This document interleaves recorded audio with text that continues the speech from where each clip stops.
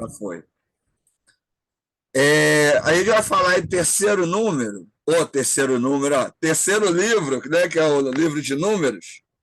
A gente já falou, terceiro não, desculpa, o quarto, né? A gente já falou de Gênesis, Êxodo, falamos de Levítico e agora a gente vai falar do livro de Números. O livro de Números, ele é um livro que trata da organização do povo de Israel, né? Lembrando, né, que nas teorias mais tradicionais, qual é a história de Israel? O povo estava lá no Egito, né, basicamente escravizado, sofrendo, o povo cresceu muito, Faraó escravizou, e aí o livro de Êxodo vai falar da libertação desse povo. Então, tem os milagres, o povo sai lá do Egito, vai caminhar pelo deserto, até chegar à Terra Prometida. Então, o livro de Números, ele vai falar sobre essa caminhada do deserto. Vai falar sobre esse período da saída do Egito até a Terra Prometida e como que o deserto, digamos assim, ele foi servindo para ensinar o povo, né? Foi organizando o povo. Então, basicamente, o livro de Números é uma releitura desse processo de libertação. As perspectivas mais tradicionais vão entender que o livro de Números ele é um relato, né, de Moisés, ele é uma releitura, né, de Moisés, e que Moisés teria escrito, né, não só Números, mas todos os 5 primeiros livros do Pentateuco. A gente já conversou sobre essas teorias, a gente já falou que, na nossa perspectiva, né, e a gente está apresentando na aula essa ideia de que os livros do Pentateuco foram formados por tradições, né, tradição javista, eloísta, deuteronomista e sacerdotal, e não escrito por uma só pessoa. Então, o livro de Deuteronômio, ele também de Números, ele é formado por essas tradições. Mas o seu objetivo principal seria aí fazer uma releitura desse processo enquanto o povo estava no deserto, tá? O que eu vou fazer hoje? Eu vou fazer uma introdução desse livro, né? Algumas curiosidades sobre a questão de nome e tal, né? Data, processo, formação, estrutura, para a gente poder entender a sua finalidade. Para nós cristãos, o livro de Números ele não tem um cunho, um objetivo doutrinário. A gente tem que sempre lembrar que o Antigo Testamento ele não serve como doutrina para a gente.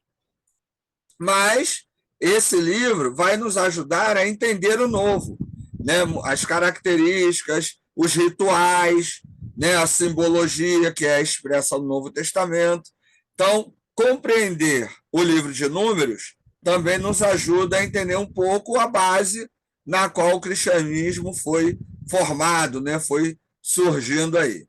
Então, vamos lá, né? Eu vou ler aqui um trecho, vou lendo alguns trechos do livro. O livro que eu estou usando é esse aqui, ó, né? Daquela coleção Como Ler a Bíblia, então do livro de Números. É da Paulus, né? Depois eu mando a foto lá para o grupo, tá? Então eu vou estar lendo, vou estar comentando a partir desse comentáriozinho, que é um comentário exegético ligado à perspectiva da teologia da libertação, tá certo? Mas essa visão a visão desse livro é histórico-crítico? Ou... É histórico-crítico, histórico-crítico. Porque os comentários da teologia da libertação, eles têm como base exegética o histórico-crítico, entendeu? É porque o meu cérebro não processou. Quando você terminou a teologia da libertação, aí eu já tinha processado a teologia. A boca foi antes do cérebro. Depois, em outras aulas, eu vou mandar vídeo com a perspectiva tradicional. E aí, para a gente ter as duas visões, né? Tanto a perspectiva crítica como a perspectiva tradicional. A gente não ouve muitas pregações sobre o livro de Números, né? Nem sobre o livro de Levítico, Deuteronômio. Geralmente, quando o pessoal usa esses livros, é só para falar de dízimo. E ainda fala errado, né? Fala besteira. Mas, no Eu geral, preguei as sobre, pessoas não pregam muito, né? eu preguei Números capítulo 22, Pregou sobre o quê, Balaão, Francisco? sobre Balaão, Sobre o quê? Balaão. profeta Balaão, Pregou o profeta quê? Balaão. O que você pregou ali, Francisco? Fala pra Nem gente. lembro mais, faz um tempão já, Não tenha vergonha, sobre Francisco. eu preguei sobre a desobediência dele. Ah, tá, entendi. Eu O também Senhor já preguei tinha sobre esse falado, texto. o Senhor já Também tinha preguei. falado para ele para não ir lá. Ele disse que o povo amaldiçoar o povo, e o Senhor disse: não mexe com aquele povo, porque aquele povo é um povo escolhido, um povo meu. Então ele desobedeceu e foi. Eu preguei sobre isso. Sobre desobediência. Isso. Não, nada demais, beleza. Não, não errou muito. Eu preguei também, cara. Também sobre isso? Também sobre isso, mas não com essa perspectiva. Na verdade, eu usei uma métrica um pouco diferente, né? Para mostrar que, na verdade, Balaão fez um salseiro danado, né? E no final das contas ele ainda acabou arrebentando com todo mundo. E o que parecia ser bom inicialmente, no final era só armação do sujeito. Mas, enfim. É a mesma ideia, assim, né? Porque, assim, quando eu digo pregar besteira, é que o pessoal inventa coisa. Vocês, assim, vocês falaram dentro da história, né? Desobediência, a pessoa que acha que tá querendo, né, fazer algo que não devia, acha que pode, que não deve e tal. Mas, assim, tem gente que pega esses textos e cria história, né? Cria uma outra história para alienar, para oprimir o povo. Aí usa a fábula como sentido literal e por aí vai. Entendeu? Aí o cara, pô... Assim, Não, você até pode até brinquei. usar a fábula no sentido literal. Eu Isso lembro, sim, é uma forma da pessoa entender o texto. O problema é a pessoa tirar dali, do contexto, algo que a própria fábula não permite. Entendeu? Entendi. Isso que é o Até problema. acrescentar o que não existe, né? Entendeu? É isso aí. Não. Assim, você pode até achar que a mula falou. Beleza, tranquilo. Quem sou eu para falar que isso é ignorância, né? Mas assim, o problema é o cara pegar e falar: olha, a mula falou, então você tem que obedecer o que eu estou mandando, e Deus, né, tá me usando porque não sei o que, sei lá, o cara começa a inventar besteira. Aí não, pô, né? A mula, Deus usou a mula, então Deus está advertindo, Deus está exortando, então a gente tem que estar atento ao que Deus fala. Pô, beleza, não é pecado você acreditar que a mula possa falar. O problema é o cara inventar algo que o texto não diz, mesmo com a mula falando. Entendeu? Esse que é o grande perigo. Não é errado você acreditar na mitologia bíblica. Não é errado você acreditar na literalidade. O errado é você tirar a história do contexto. Mesmo porque, assim, mesmo a mitologia e a fábula, ela tem um contexto. O ruim é que as pessoas tiram do contexto, né? Outro dia eu vi o pastor Cláudio Duarte pregando em Gênesis, falando um monte de parada que não tinha nada a ver, que eu nunca vi. Aí eu comecei a rir sozinho, né? Como diz o pessoal fala, eu tô rindo de nervoso. Cara, eu falei, cara, que loucura. E pior que o cara até é inteligente, você vê que ele tem condição de fazer algo além daquilo ali. Mas, tipo, ele deu uma viajada muito grande, saiu muito do contexto. E eu falei, cara, então, isso que é o perigo, entendeu? O problema não é você ser tradicional ou crítico. O problema é você sair daquilo que o texto permite, né? Das possibilidades que o texto permite. Isso que é o grande problema. O que você quer dizer que obedecer à literalidade não seria o maior equívoco, não seria um erro, teoricamente falando. Não é um erro. Né? Quer ver um exemplo, Carlos? Seguir a literalidade. Quer ver um problema? Por exemplo, não é um erro você acreditar que Adão e Eva existiram. A maioria das pessoas acredita. Não é um erro você achar que uma serpente falou com a Eva. Isso não é um erro, isso é uma forma de interpretar a história. O erro é você achar que, porque Deus criou Adão e Eva, e dizer assim, porque Adão e Eva eram brancos, e os negros vieram de Caim, que é a marca do pecado. Então, o negro, ele é símbolo da maldade e da injustiça. Caraca, isso aí Isso é loucura que eu estou dizendo? Isso era algo que os caras inventavam para justificar a escravidão. Pô, que Entendeu? loucura. O erro é esse. Olha a loucura que o cara vai dizer para justificar um ato tão vil. Tinham cristãos que eram vendedores de escravos, que eram senhores de escravos, e usavam esse tipo de interpretação, entendeu? Então, olha a maldade. Então, não é simplesmente o cara achar que, pô, se você acredita que Adão e Eva existiu, beleza, tranquilo. Aí, agora, não dá para ficar inventando coisa a partir daí, né? Eu acho que vai além do mal, aí vai no perverso mesmo, né? Exatamente, entendeu? É algo maquiavélico, né? Literalmente. Criar uma jurisprudência de uma situação onde não tem nada a ver. Exatamente. É esse o perigo que a gente tem que tomar cuidado. Outro dia eu preguei sobre a Torre de Babel. Né? Aquilo que a gente estudou aqui, eu peguei e falei na igreja. Aí tinha um colega meu lá na igreja, ele falou assim: pô, cara, eu pensei que você ia detonar a Torre de Babel. Eu falei: não, cara, eu tento me ater à mensagem do texto. Porque não dá para eu virar para a igreja do nada e dizer assim: a Torre de Babel não existiu, né? Isso aí é apenas uma justificação mitológica. Olha aí, olha o outro aí na carne. Ó o maná. Dizer que é uma explicação mitológica para poder justificar os zigurates, né, babilônicos. Não adianta eu jogar isso no púlpito.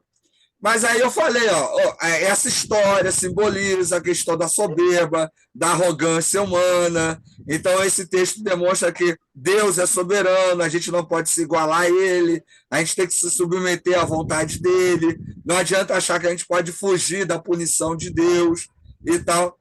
E fiquei na mensagem do texto. Agora, se tinha alguém na igreja que acreditava que a Torre de Babel existiu, que foi dali que nasceram os idiomas ou não, eu não tenho como trabalhar isso, né? E eu também não vou fomentar isso. Então, eu acho que é o cuidado que a gente precisa ter, não inventar coisa, entendeu? Mesmo acreditando na literalidade do texto, pelo menos saber do que aquele texto está falando. Né? No caso da Torre de Babel, está falando do quê? De arrogância, soberba, desobediência. Então, fica nesse tom, ainda que você acredite que ela tenha existido. Então, mas qual é o que você vai pregar sobre o quê? Desobediência. Você acha que a serpente falou com a Eva? Qual é o objetivo do texto ali? O que é o pecado? Pecado é desobediência. Ponto. Não é dizer que a mulher é menor do que o homem porque ela deu ouvidos à serpente. E aí, se você acredita que a serpente falou ou não, é indiferente, né? E esse é o nosso grande desafio aí, eu acho, quando a gente trabalha com o texto bíblico, principalmente do Antigo Testamento. Igual o livro de Números. Eu acredito que o povo de Israel ficou 40 anos no deserto, que foi lá 40 mil pessoas, foi uma galera enorme. Beleza, você acredita nisso? Ótimo. Agora, essa história tem um objetivo. Essa história tem um contexto específico. Não dá para você ficar inventando nada. Esse que é o problema. Né? O problema é que as pessoas inventam. E na literalidade, elas fogem do objetivo e do contexto do texto. A gente precisa estar atento ao que o texto quer dizer, mesmo acreditando na literalidade. Né? Fala, Francisco, quer falar? Não. Não? Beleza.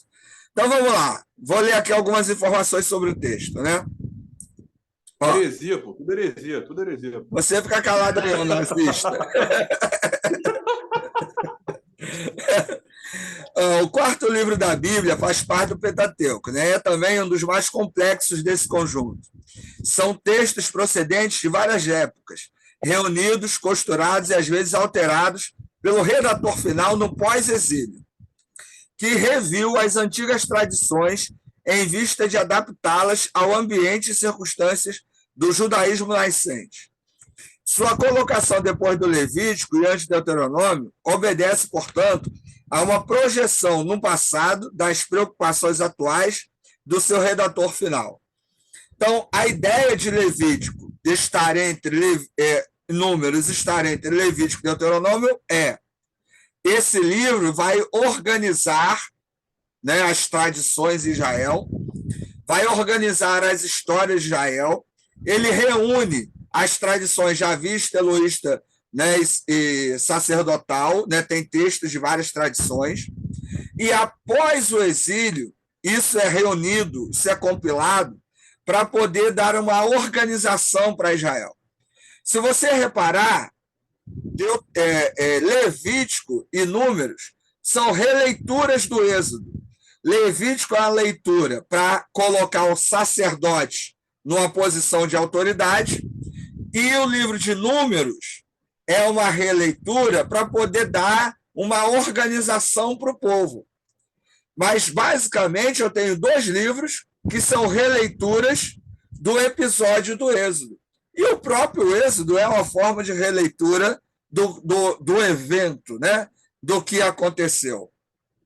Então, a relevância desses livros está que cada um vai colaborar para aquilo que posteriormente viria a ser o Estado de Israel. Né? Esses livros, eles são, tanto que no judaísmo é chamado de Torá, a lei, por causa disso, que são eles que dão a base, né? Que dão a sustentação teológica, inclusive, para Israel, que está aí nascendo aí, tá certo? Outros detalhes aqui. A posição do livro, porém, é sintomática.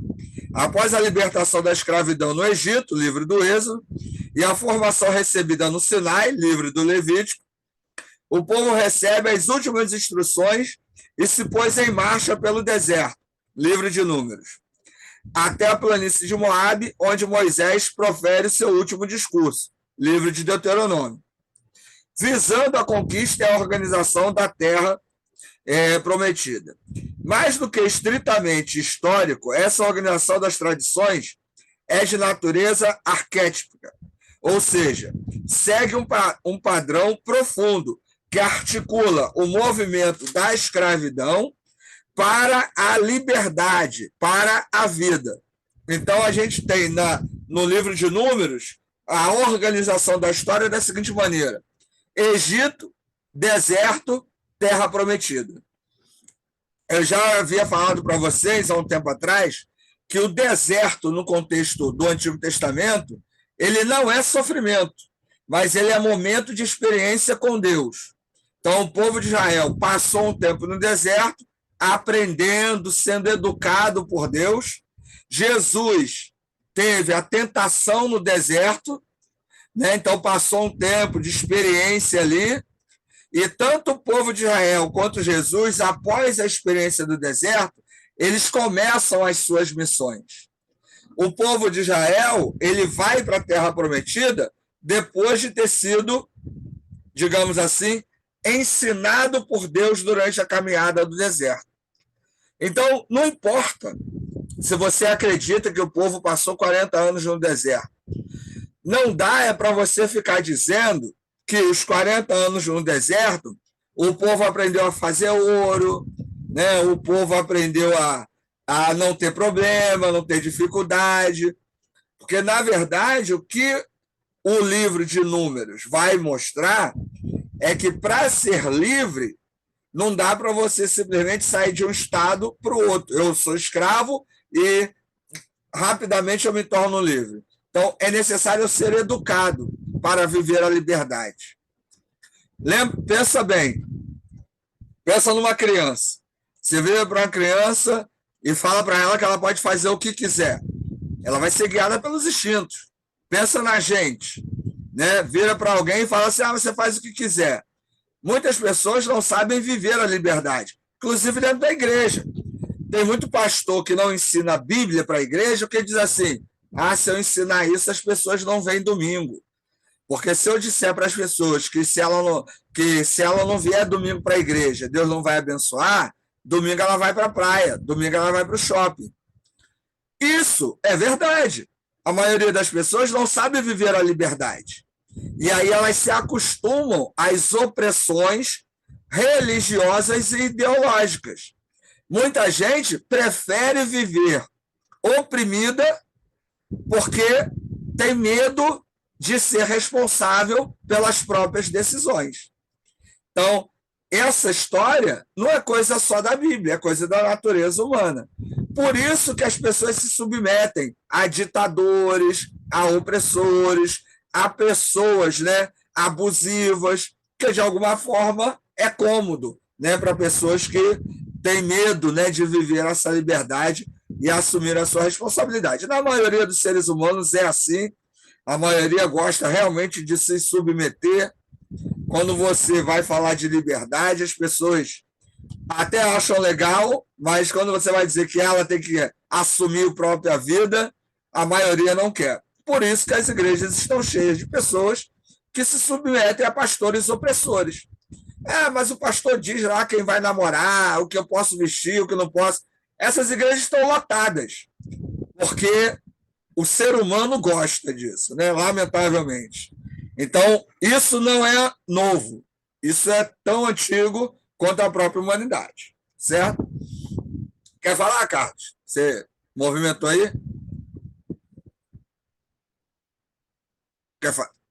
Estava lendo não, eu estava lendo um livro de psicologia e falava sobre, acho que é behaviorismo, né? Behavior, Sim. que é comportamento.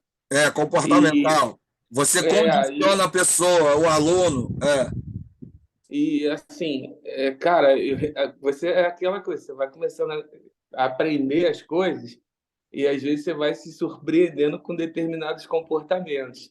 E às vezes eu, pô, fico meio chocado com algumas coisas que eu ainda vejo, e isso tem muitas vezes gerado em mim um conflito, porque, cara, é exatamente isso que você está falando. Você veio com uma ideia construída durante muitos anos de que as coisas são dessa forma. Aí, teoricamente, eu até vou concordar contigo quando você fala de uma. Vou falar de opressão emocional, né?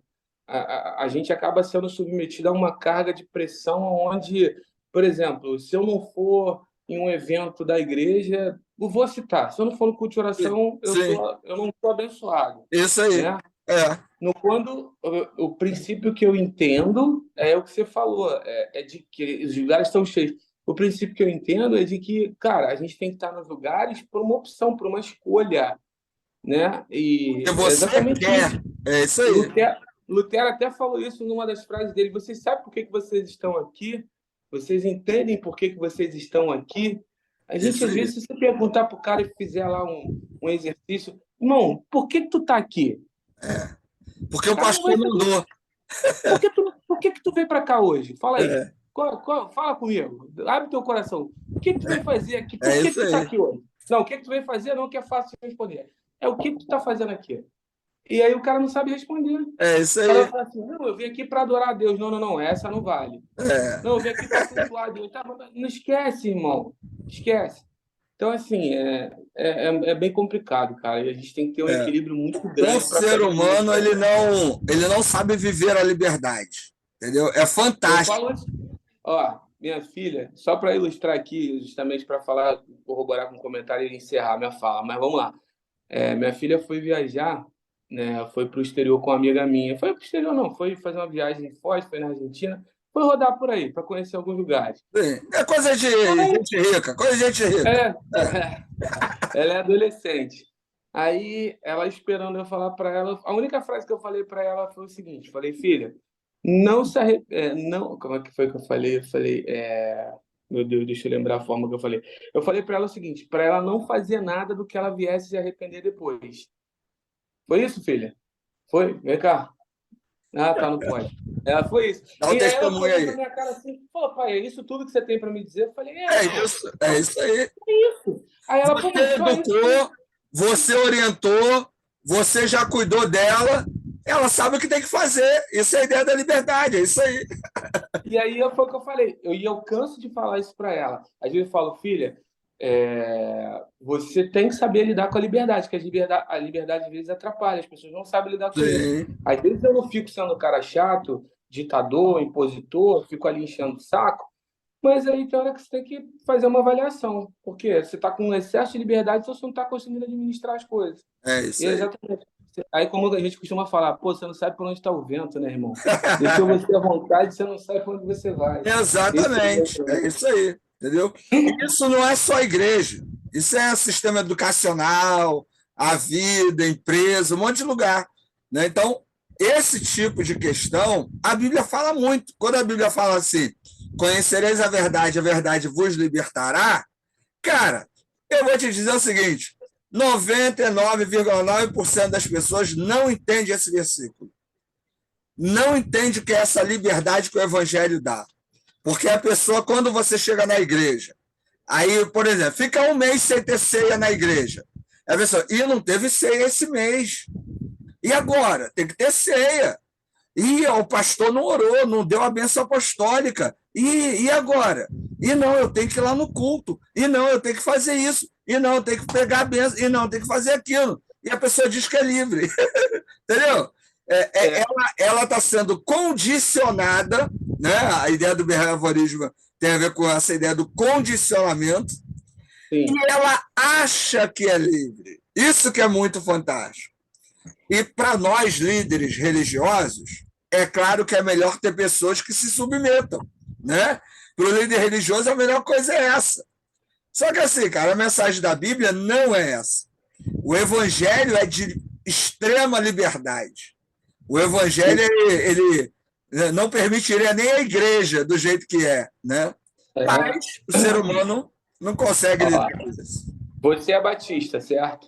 Por enquanto. Deixa eu te fazer uma pergunta. Tem profissão de fé na tua igreja para batizar?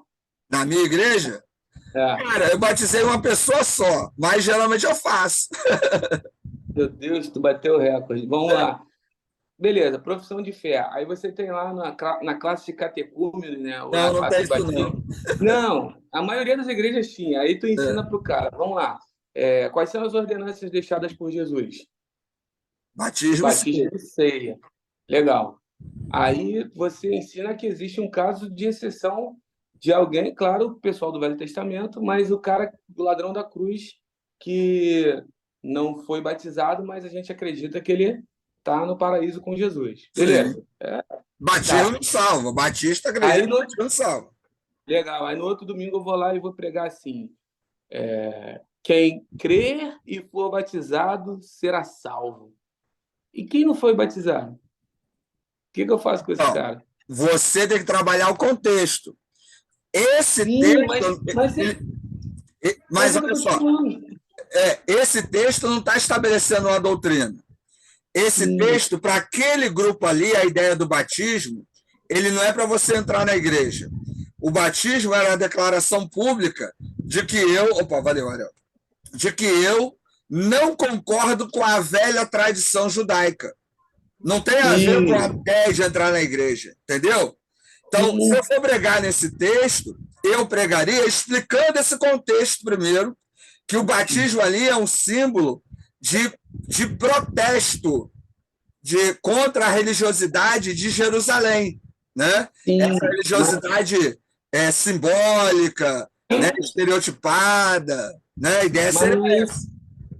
Mas não é isso que a gente está falando de um assunto agora, eu vou falar. Você falou da ceia. A gente fala muito, mas eu canso de ver no meio batista uma sacramentalização da ceia. É isso aí, tem direto. Né, pessoal? Tanto que em algumas igrejas o culto de ceia é mais cheio, que as pessoas acham que o culto é especial, entendeu? A maioria das igrejas é assim, você diz que vai ter ceia, lota, porque a pessoa acha que vai receber a bênção. Apesar da declaração doutrinária falar que a ceia é um ato simbólico. Então, por exemplo, eu posso passar 6 meses sem ceia? Vou dar um exemplo da pandemia. Na pandemia, teve igreja que abriu só para celebrar a ceia.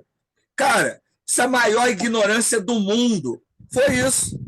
Poxa, estava tudo fechado, a contaminação estava grande, não tinha vacina, e igrejas abrindo para receber dízimo, né, que eu não podia deixar, e celebrar a ceia.